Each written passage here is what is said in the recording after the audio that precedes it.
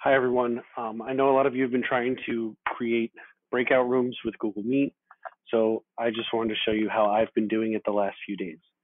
You take this link here, this g.co/meet/, and whatever you put onto the end of this will automatically send you to a Google Meet. So if I create one that says Malonis, and then I take this and copy it and paste it up into a new tab, to the URL, it automatically takes me to a Google Meet with the nickname Malonis.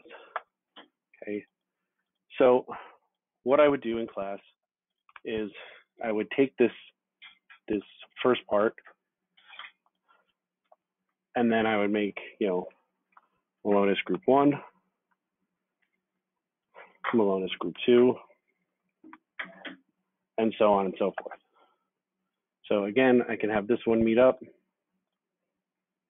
and that could be maybe my main meet, and I can join it, no problem. I could do it again with Malonis 2, Group 2, Group 1, excuse me.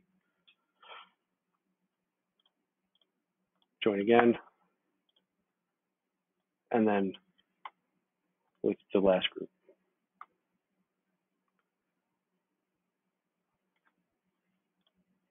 And this is all the kids need to have in order to create, in order to join that meet.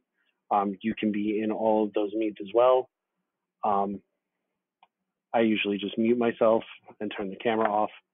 So I have my main meet, the 2 breakout rooms, and then I have an extension you can see here. It's called Mute Tab, just Mute Tab, and it does what it sounds like it does. So if you click on a tab and you hit the button, you'll see a little M pop up, and that's what mutes the tab.